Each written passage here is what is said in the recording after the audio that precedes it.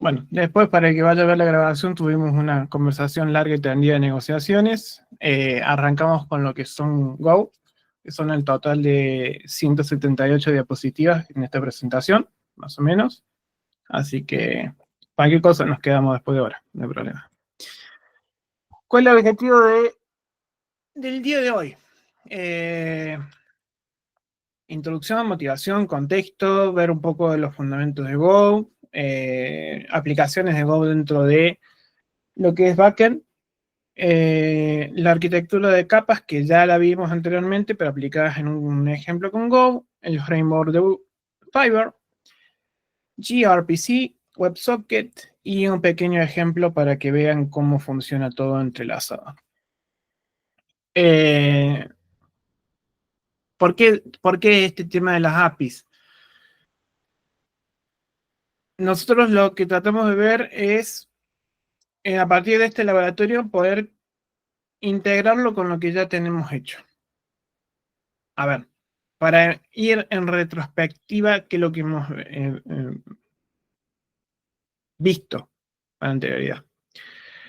Desde el mecanismo de comunicación entre procesos, pasando por mecanismos de comunicación entre procesos en forma que no están esos dos procesos corriendo en la misma máquina, de mejorar ese mecanismo de comunicación entre procesos, favoreciendo el paralelismo, ahora a ver una forma o metodología común para el acceso a recursos en un servidor, ¿sí? Que son a través de la API REST. Una. ¿Hay otras? Hay otras. La idea de ver Go con Go es porque es un lenguaje compilado, de tipado estático, muy parecido a lo que es la unión de Python con C. Si ya dominan C, si ya dominan C++, Golang lo dominan muy fácil, ¿sí? Surgió justamente con este objetivo, de ser un lenguaje sencillo de aprender. Tiene su propio muñequito, algún día capaz que C++ tenga su propio muñequito también. Bueno, acá vemos el esplendor de los desarrolladores en sus mejores momentos. Estos tres señores son los creadores de Go. Como siempre, desarrollando facha los desarrolladores. Es un lenguaje relativamente nuevo, surge en el 2007 y el desarrollo oficial recién en el 2009. ¿Le suena uno de esos nombres? ¿De quién lo hizo? Sí, Ken Thompson. ¿Qué hizo Ken Thompson aparte? Creo que sé. Bien, la cabeza que hay que tener para pensar C y Go. Yo me parece es un rockstar. Ken es este, ¿no? El barbuito. Sí, es ese. La cara. Es Unix, es C, es Go. Ese tipo es el mayor rockstar para mí que hubo en la historia de la computación. Es una bestia de cabeza. Sí, Rob Pike también es Sí, muy no bueno. lo hizo solo, obviamente. Pero tuvo una de las ideas ahí fundamentales. Bien. ¿Por qué Go? La eficiencia, simplicidad y facilidad de lectura, y comparando con componentes de C, no tenemos que hacer un manejo explícito de la memoria como en C o C++, sino que tiene un propio garbage collector, ¿sí? Bueno, como les dije, lenguaje de compilado no es interpretado, por lo tanto accedemos directamente al código assembler. Por lo tanto, y acá sé que me van a hacer un hater, pero cualquier lenguaje interpretado siempre es menos eficiente que un lenguaje compilado. Les gusta a quien le guste, o no le gusta a quien no le guste. La mejor forma de hacer cosas eficientes es cuando trabajas a nivel de la máquina. De tipado estático quiere decir que los tipos no son variables, entonces las posiciones de memorias para albergar cierta cantidad de datos van a ser siempre las mismas. Bueno, en cuanto a fundamentos, me voy a meter un poco de pata porque estamos medio atrasados, pero aprender Go, generalmente en cualquier curso bootcamp de Go, suelen dar entre 6 y 8 semanas para aprenderlo. Pero, no son tan buenos desarrolladores como ustedes, ni tampoco tienen el backend que tenemos nosotros en ingeniería en computación, que es haber visto tanto C como C++. Y ustedes dirán, ¿por qué es tan importante eso? Porque ese backend de conocimiento del lenguaje C++ o el lenguaje C te permite rápidamente aprender el lenguaje Go. Y vamos a fijarnos. Este es el clásico Hello World. Todo archivo dentro de Go tiene un package que vendría a ser como el package de Java, que vendría a ser como el namespace de C++, los famosos imports, que importo cabeceras o librerías de una determinada feature, declaro mis funciones, la función main, el entry point, y acá, bueno, para imprimir Hello World, el format.println Hello World. Este programita en Go pesa 2.1 megas. El Hello World de C++ pesa 17K. Tiene sus puntos en contra. Después tenemos las variables. Variables del tipo entero, variables del tipo entero sin signo, variables del tipo string, variables del tipo booleano, variables del tipo, bueno, flotante, constantes. Son variables, creo que no hay mucho para ver acá, más que la asignación. Cuando yo declaro el tipo de la variable, con la palabra reservada var, el nombre de la variable y el tipo, la asignación lo hago con igual. Y el auto de C++, que yo tenía que el compilador me deducía el tipo de la variable, acá es 2 puntos, igual, y la variable asignada, y el compilador automáticamente deduce cuál es el tipo. No le hace falta declararlo de forma explícita. Cómo imprimir por pantalla, -d para variables del tipo entero, -s para string, -t para los tipos booleanos, t mayúscula es el tipo de la variable y b el valor de la variable. ¿Qué más tenemos? En este código, los corchetes de apertura y cierre declaran un bloque de código, así como que está en C++, una especie de namespace anónimo. Tenemos variables del tipo byte, ¿sí? Son estas. Después tenemos condicionales, if, else, el if, no la de la novela, sino el otro, switch case, switch con asignación, sin asignación, default, case A, B, C, comparadores, variables con diferentes, una continuación del mismo tipo de datos, que son los famosos arreglos, muy parecido a lo que ya están en C. Después tengo los vectores, que son acá el vector en C++, acá se llama slice, y el map de C++ se llama map acá también, que están estos de acá. Acá vemos algunas cositas que se introdujeron en el último estándar de Go, porque yo puedo acá declarar un array de tamaño fijo, de 6 elementos o de 3 elementos. Pero cuando yo trabajo con una slice, es el vector, es dinámico, entonces tiene una capacidad y una cantidad de elementos que tiene actualmente. Bueno, a partir de Go 1.23, Slice añade algunas features interesantes, por ejemplo, para hacer un clip. Un clip lo que hace es, si vos tenés una capacidad de 200 de tu slice y tenés solamente 10 elementos, tenés 190 posibles elementos que no vas a llegar a usar. Y ese espacio de memoria está reservado. Bueno, el slice va a ir diciendo, bueno, si vos añadís más elementos, yo tengo asegurado 190 casillas adicionales para que vos guardes tus datos. ¿Pero la podés usar o no la podés usar? Entonces, Clip, ¿qué es lo que hace? Dice, bueno, ajustemos a lo que tenemos actualmente. Si tengo 10 elementos, mi capacidad es de 10 elementos. En el momento que requiera añadir un elemento más, bueno, aumentaré mi capacidad. Pero en vez de tener una capacidad de 200, tengo una capacidad de la cantidad de elementos que tengo en ese slice. El clone lo que hace una copia un poco más profunda. Compact reemplaza los elementos consecutivos, ¿sí? Después tenemos el constraints. Constraints lo que hace es una búsqueda, te devuelve true o false si ese elemento está dentro de ese slice. El index te retorna la posición de ese elemento en el slice.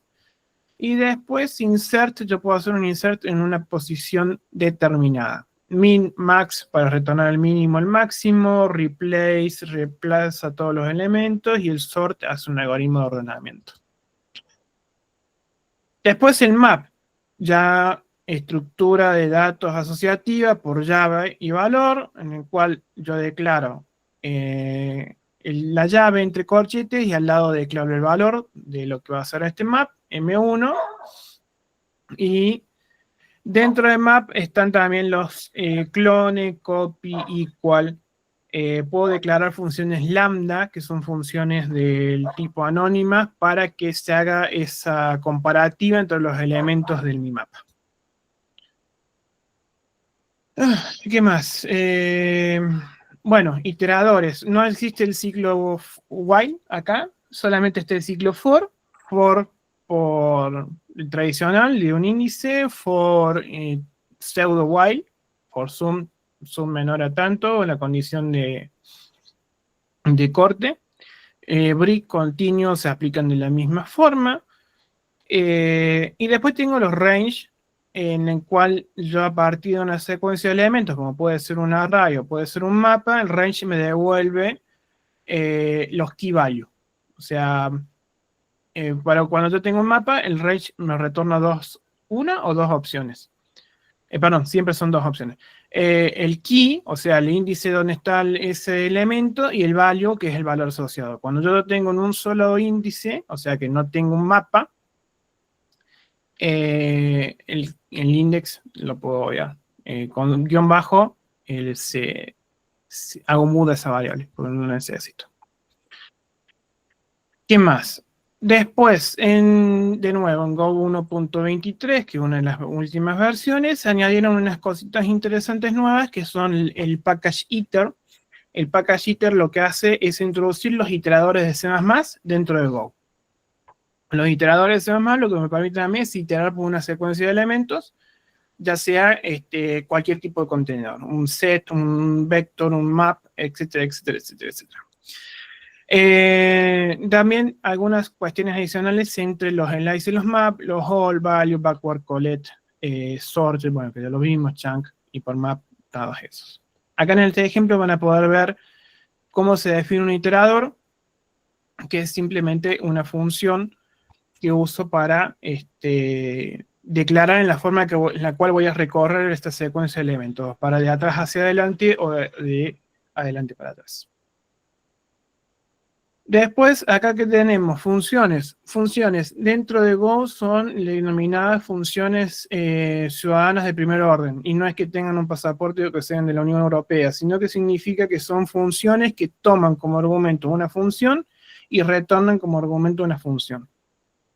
Todo eso es tema de spoiler de paradigmas de programación. Si quieren aprender más sobre el paradigma funcional, les recomiendo que se vayan, vean ahí ese concepto. Lo importante acá es que las funciones pueden tomar más de un argumento y me pueden retornar, en este caso, más de un valor de retorno. ¿Sí? Es común ver en Go que muchas veces las funciones se retornan el valor de caso de éxito y un error en caso de que algo surja y esté mal.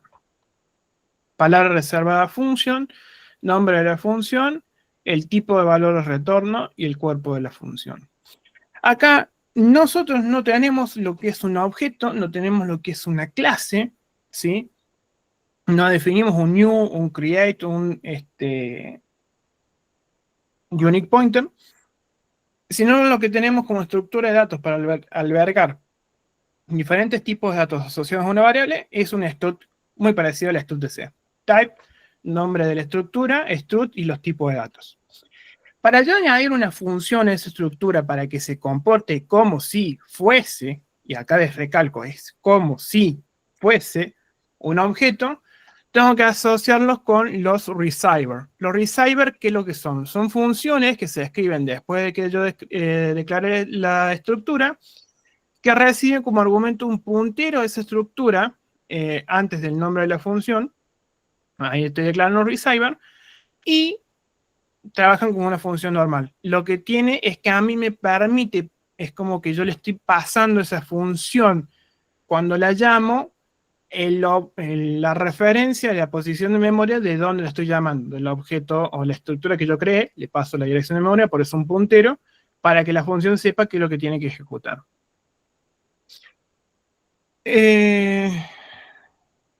Después, como no tenemos programación en todo objeto, no hay herencias, pero sí tenemos composición de diferentes estructuras. Fíjense que acá esta estructura employee tiene lo que tiene la estructura person junto con un campo adicional. Y las interfaces son la forma de declarar una, ¿cómo le dan la palabra? Bueno, los interfaces de Java o los virtual de C++.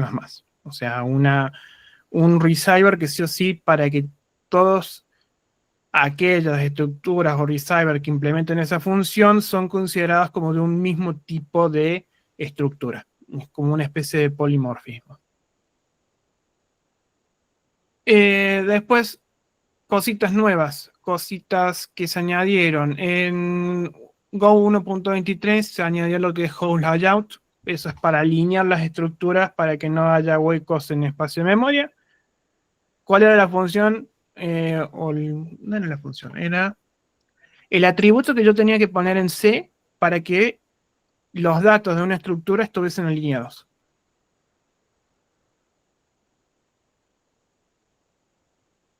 Lo maté. Align. ¿Align? No sé, creo que era.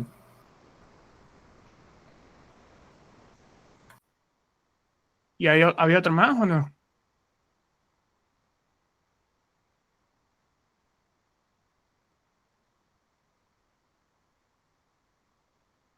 Bueno, se los dejo de tarea para que lo busquen.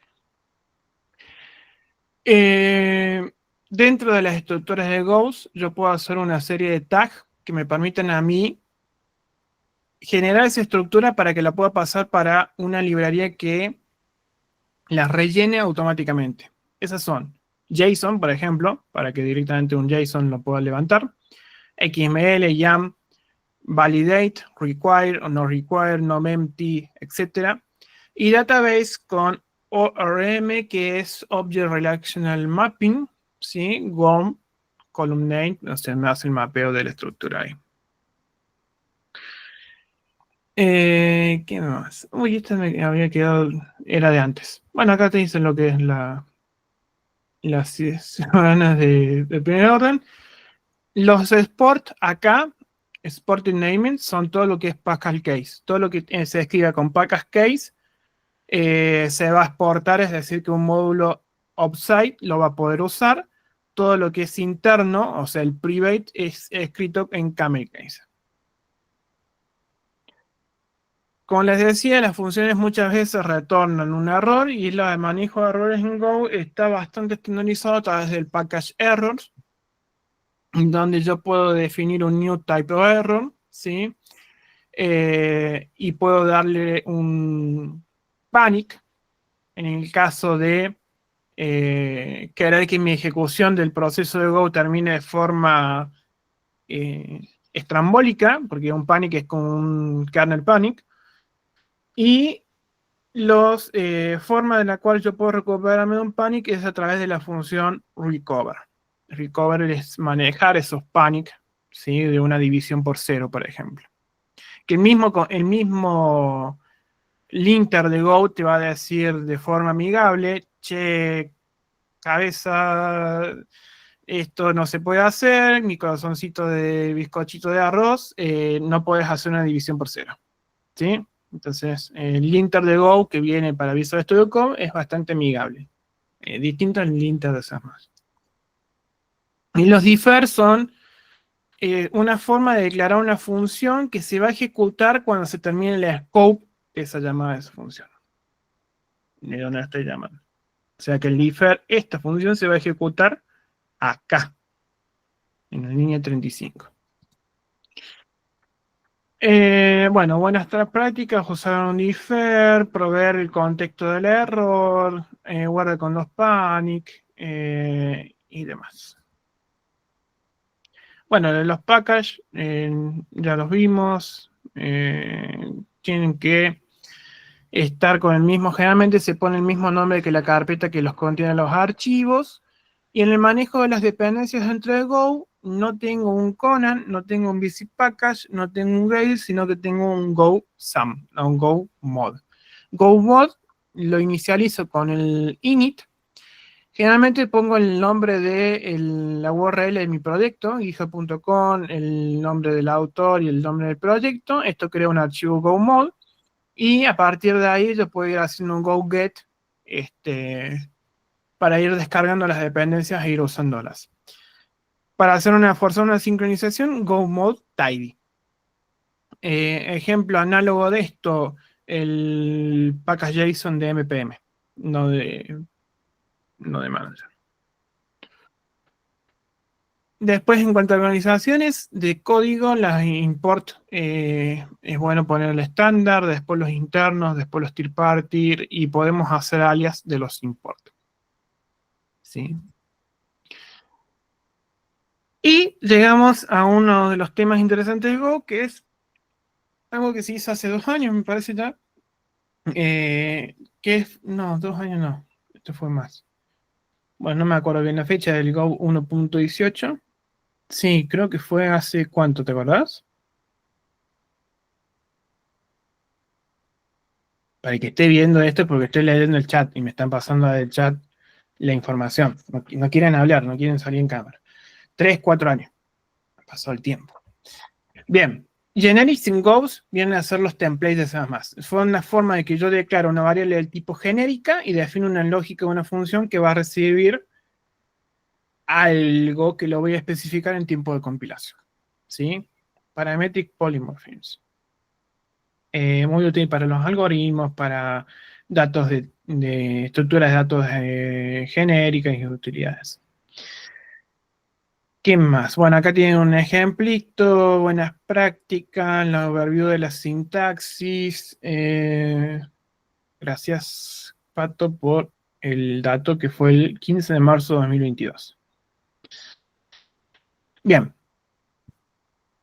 Todo eso, yo sé que es inyectar conocimiento de forma abruptamente rápida, pero van a ver que entender el universo de Go, entender las bases de Go, no es tan complejo. Si se fijan, el código o la forma de escribir el código es bastante intuitiva. Tiene Go esa particularidad de no ser un lenguaje complejo, sino que ser simple de usarlo.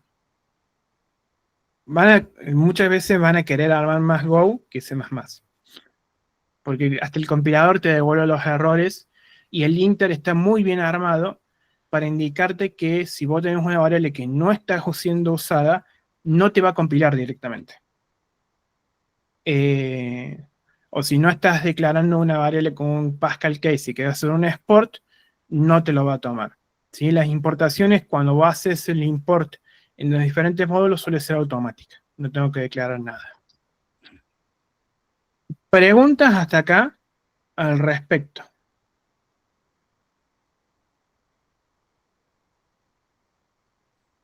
¿Es hablar ahora o callar para siempre? O sea, preguntas yo no tengo, pero porque fue todo muy rápido y muchas cosas, pero supongo que las tendré más adelante. Bueno, pero de todo lo que dije, por lo menos la mentira se creyó, ¿o no? Miéntanme al menos, díganme algo, para que yo me vaya contento. Bien. Sí, profe, se entendió todo del palo a palo. Es mentiroso eso. Ahora vamos a ver un poquito de las aplicaciones de... Te compraría CryptoGo. De Go dentro de la que es el mundo de backend. ¿Sí? Y acá empezamos con la parte más linda de Go, que es la concurrencia dentro de Go. Y vamos a ver redes de Petri aplicadas en Go. No, mentira. La concurrencia dentro de Go es diferente a cómo manejamos la concurrencia en otros lenguajes. ¿Se acuerdan en Java? Ustedes tenían el hilo, que yo creo una nueva instancia del hilo, y yo el hilo manejo como quiero. Pues yo le puedo decir que el hilo inicie, que el hilo se detenga, o que hacer un join de ese hilo de forma explícita. ¿Sí? En C++, el hilo es el hilo de hardware, tanto en C como en C++. En C es el ptreat y en C++ es el treat con el nuevo estándar que es el 20, añadieron el JTreat, que da una pizquita más de control sobre el hilo, que es a través de los stop token, debe pedirle al hilo que detenga su ejecución. Pero el hilo en C++ es, yo recibo una función, defino una función que va a ejecutar el hilo, y en el momento que yo creo el hilo, la función comienza a ejecutarse. O sea, le pone quinta a fondo, no le importa. En Java no, yo creo el hilo y cuando yo quiero lo ejecuto, ese hilo lo llamo. En Go es más un término intermedio.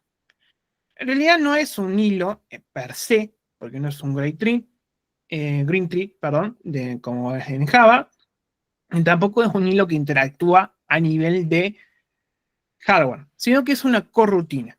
Una corrutina que también se agregó en el estándar 20 de C++, es una función que yo la puedo suspender y resumir a voluntad.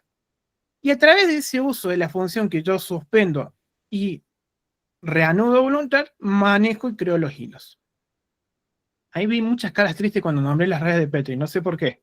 Como que les desperté traumas pasados, pero después los charlamos. Recuerdos de Vietnam. Sí, más o menos. Las corrutinas dentro de Go son la forma que yo puedo de ejecutar una programación concurrente. Que en realidad las corrutinas se llaman Go-rutinas. No fueron muy originales en el nombre. No son preemptive, quiere decir que no se pueden interrumpir. Los podemos suspender o ejecutar. ¿Sí? Acá vemos que tenemos un scheduler. ¿Se acuerdan de haber visto el scheduler del sistema operativo? De Google les tenía que haber contado en Sistema Operativos 1 que el scheduler era el encargado de administrar los procesos, bla, bla, bla, bla. Bueno, acá más o menos hay un pseudo scheduler que me permite a mí ejecutar las Go rutinas del tipo MN. ¿Sí?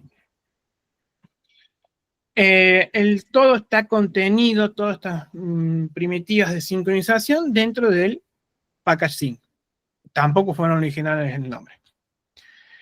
Y acá, ¿qué empezamos a ver? Bueno, empezamos a ver lo mismo que tienen todas las librerías de concurrencia, o al menos que deberían tener los lenguajes. Un while group, que es, espero que todas las Go rutinas terminan en mi punto, para que no tengan porque son como ejecuciones asíncronas, entonces no vas a saber qué Go rutina, además de la Go rutina principal, va a terminar primero. Con la while group decís, bueno, en este punto del código, todas las Go rutinas tengo que esperar que terminen su ejecución para yo continuar la ejecución de forma secuencial.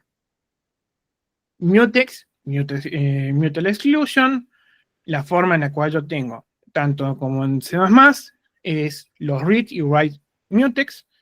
En C++, los read mutex son los shared lock y los write mutex son los unique lock. Acá tengo un sync rw mutex para decir cuando declara un tipo de mutex de read-write, o sea, un mutex de escritura.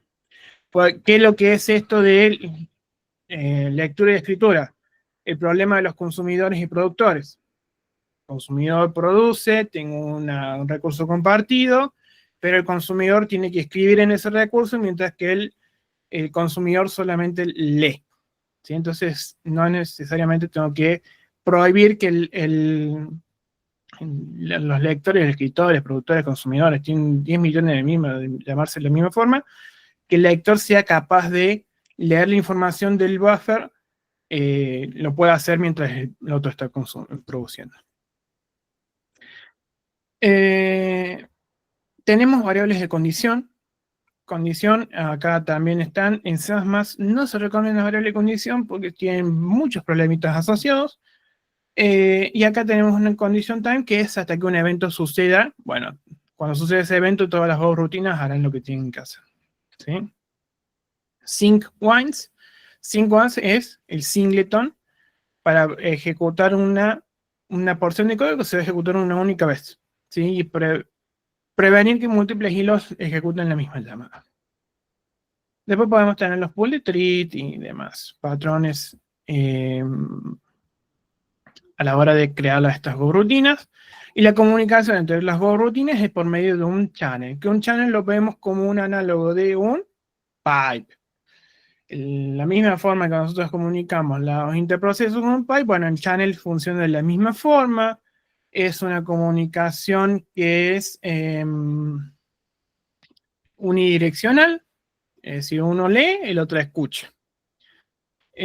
Son bloqueantes, quiere decir que si el pipe está vacío, el que quiere escuchar se queda esperando hasta que ocurra algo.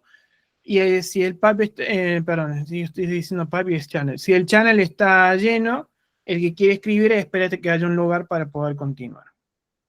Y cuando yo tengo diferentes tipos de channel, hago la función select. ¿Sí? A mí me permite seleccionar sobre qué canal voy a escuchar o leer. Ejemplito, función tonta, tags, que hace un print, hace un sleep. Con Go estoy declarando lo que se va a ejecutar de forma asíncrona por medio de una Go routine. Y acá tenemos un wait group, ¿sí? Que esto se va a ejecutar esperando que todas terminen. Y acá están los channels. Send data, receive data. La flechita indica la dirección. Esta es la data va hacia el channel, ¿sí? Y acá estoy leyendo del channel y asignándolo a una variable. Declaro un channel, make channel de enteros, ¿sí? Send data, receive data. Mutex es el mismo que ya hemos visto. Y acá tenemos dos channels adicionales para que ustedes jueguen con eso.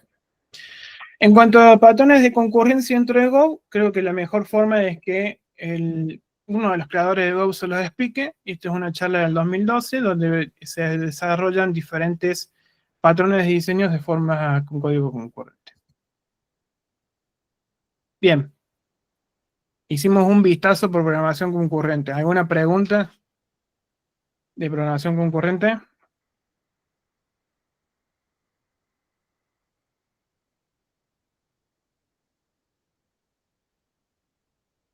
¿Qué es una red de Petri?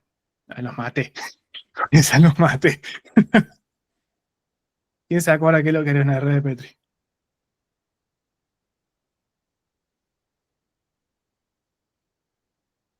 Bueno, el problema de los filósofos es otra cosa, pero la red de Petri, la definición, ese es otro sufrimiento, el problema de los filósofos.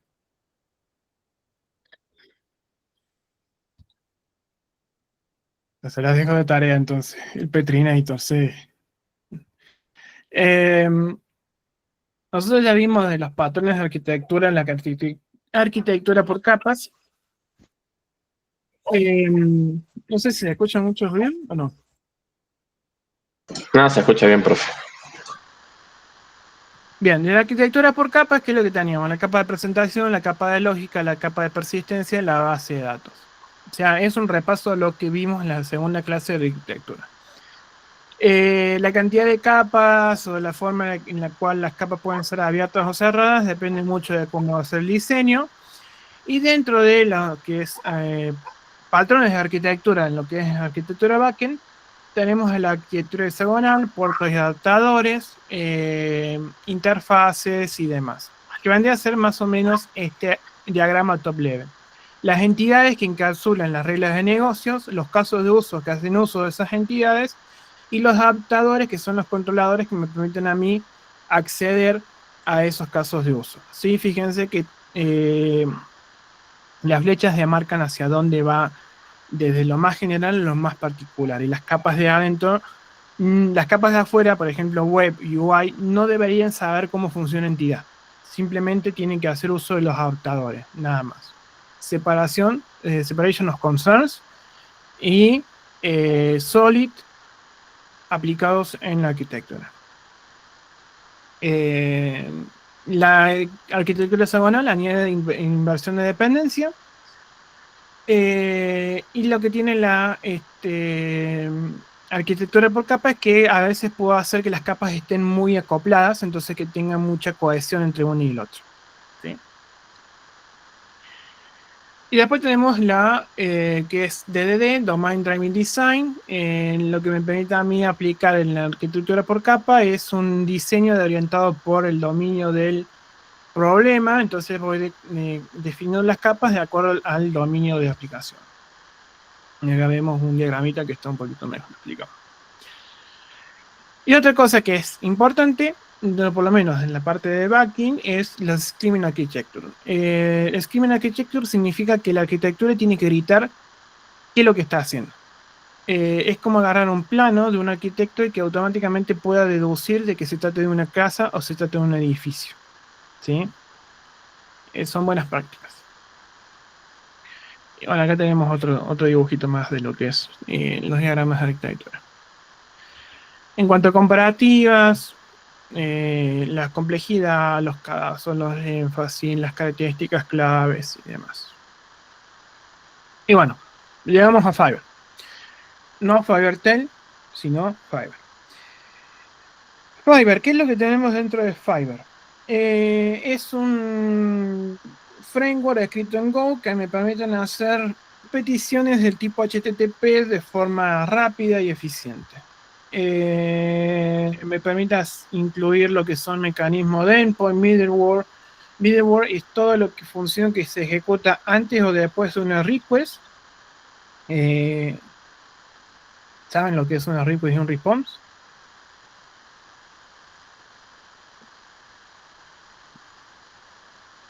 ¿Sí? Vale.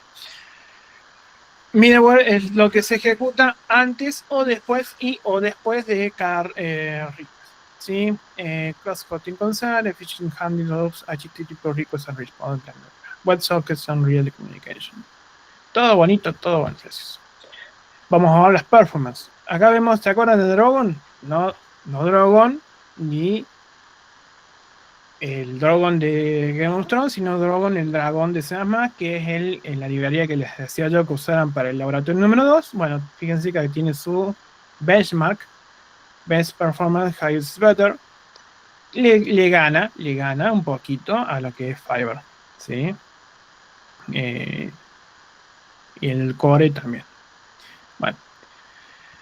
En cuanto a Fiverr, no busquen la documentación en Google directamente porque la página oficial de Fiverr está como no pagaron el dominio. Entonces la documentación es esta: docs.fiverr.io. Esa es la URL. Acá está todo explicado de la instalación, go get, y tiene un ejemplo precioso de un Hello World que lo copias, lo pegas y sale andando.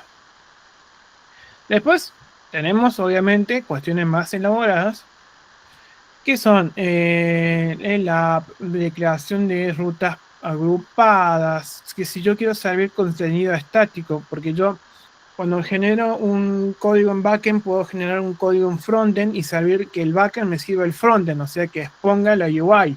Bueno, ¿cómo expone la UI? A través de un static, en este caso static public, static profiles. El Fiverr se va a encargar de servir esos, siempre es lo mismo, HTML, CSS y JavaScript. Esos tres archivos me los va a servir a través de una static. Después tenemos el contexto, extensiones y content types, ¿sí? ¿Qué tipos de datos voy a aceptar? Los tengo que setear a esto. Bueno, es mucho la forma en la cual está definido los protocolos HTTP, ¿sí? Y casi todo ese fundamento está ahí. Constantes, método get, post, bueno, los request for comment, donde estaba basado eso. Cómo definir un método get, cómo definir un método push, los log level, y después tenemos los middleware de autentificación, caché, course. Este es Cross Origin Resource Sharing. Eso se los recomiendo muchísimo que lo lean, casi de forma obligada. Deberían darle una leída a lo que es course. Bueno, health check, limiter, otro middleware que les recomiendo casi de forma obligada que lo obliguen. Session, proxy, pprof, para profiling. Después, bueno, tenemos la guía de routing, porque yo dentro de un endpoint los puedo agrupar, que es la forma correcta, dentro de un versionado de una API V1, y pongo todos los endpoints que están correspondientes ahí, y lo hago por medio del grouping, y a través del get, post, put, marco los diferentes métodos HTTP. Templates para, bueno, si quiero rellenar en ese HTML con la información del backend, lo hago por medio de templates. Error handling, qué pasa cuando ocurre un error, todo esto está acá en la documentación. Y lo que es validación de datos, ¿no? Que lo que reciba sea correcto y pase adelante. Hooks, acá me mató porque esto no sé si está relacionado a los hooks de... parecido a los de React, que son funciones que puedo ejecutar ahí. Eso se los dejo para que los lean. Bueno, como hacer rápido, Fiverr. Bien. Bueno, y nos quedan 5 minutos, aguanten 10 minutos más, que doy esto y les dejo después el código para que lo vean.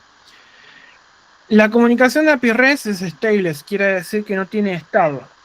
Pero no es la única forma que tengo para comunicar dos procesos en dos máquinas distantes. Tengo también lo que son los gRPC. gRPC es Remote Procedure Call, que es llamar una función de un proceso en otra máquina. Y es una forma de comunicación de mensajes a través de un protocolo especial que me permiten a mí ejecutar una función de otra máquina, otro proceso.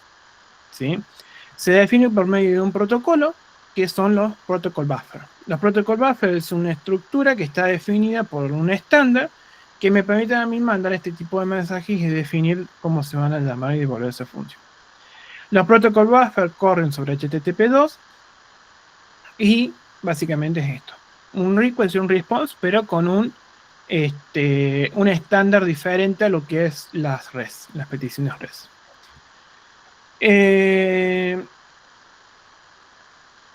Esto está definido por Google. Se crea el archivo proto donde se definen los mensajes, los servicios, se genera para cada tipo de lenguaje, se compila y se usa. ¿Qué más?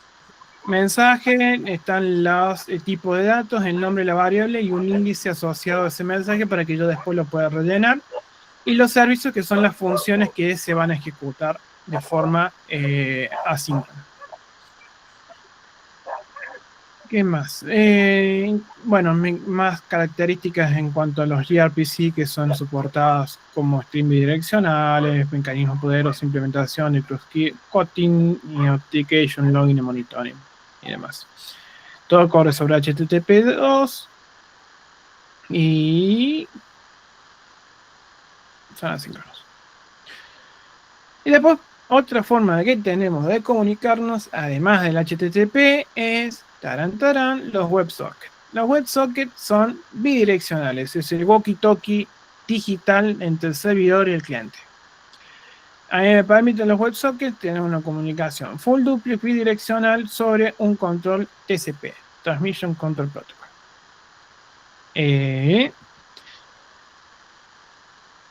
Tienen una particularidad, reducen la velocidad de la transmisión porque son headers ligeros, corren sobre HTTP, son una forma interesante de declarar una comunicación bidireccional que se usa para aplicaciones de chat, por ejemplo, real-time dashboard, gaming. Ahí cuando agarras y te pones en el counter y empezás a decirle cosas sobre la madre del otro jugador porque te ganó, bueno, usas un WebSocket para transmitir esos mensajes.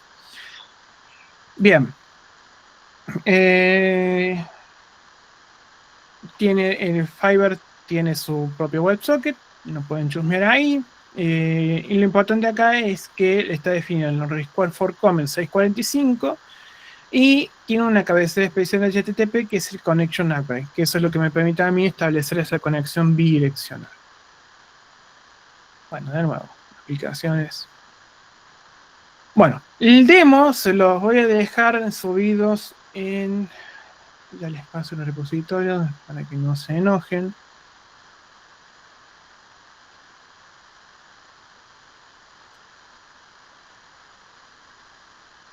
Acá. Vienen a mi perfil de GitHub, entran a repositorios y tengo un repositorio público que cree que se llama Refugio. Refugio va a ser el demo que voy a usar para esta clase de Golang y para las otras dos clases que son de, ya les digo, para no hacerles dar ansiedad de los temas que se vienen. Los temas que se vienen corresponden a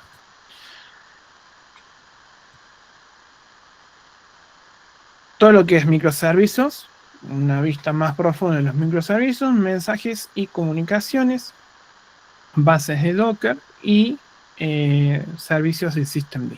Esa es la clase que viene. Y la siguiente ya es un poco más integrador en cuanto a conceptos, que es orquestación, routing and observability.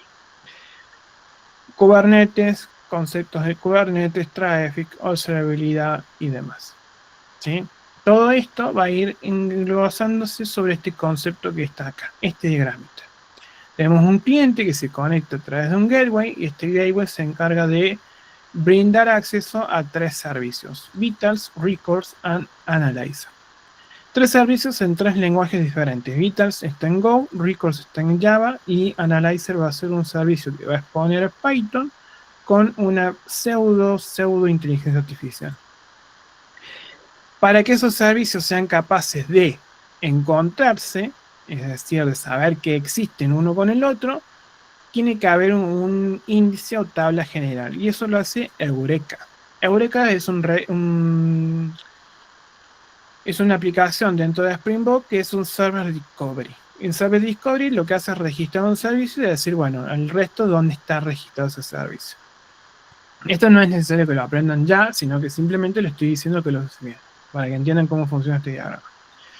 Y en cuanto a infraestructura está RabbitMQ para lo que es comunicación asíncrona de los eventos. Se pushea una cola y en esa cola el servicio se encarga después de leer la información.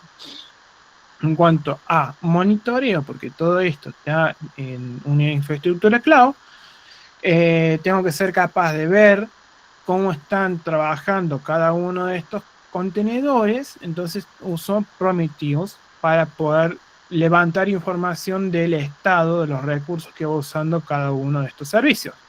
Y con Grafana soy capaz de visualizar la información de Prometheus. Después, en cuanto a la persistencia de las bases de datos, Vitals usa principalmente una caché de Redis, mientras que Records tiene una base de datos en PostgreSQL y Analyzer dispone de un MongoDB. Ya van a ver las tres bases de datos aplicadas ahí. Acá está la primera issue que había creado, Vital Service. Esto es lo que va a tener el código cuando lo logre subir. Y lo tengo hecho, pero si me pongo a explicar el código no terminamos más. Va a estar aplicado todo esto de al menos la parte de Go, ¿sí? De cómo se haría eso. Para que ustedes tengan de base cómo se usa un JWT, usando Fiverr, y lo que es un middleware, lo que es un endpoint y un poco de cómo se arma el diseño de la arquitectura.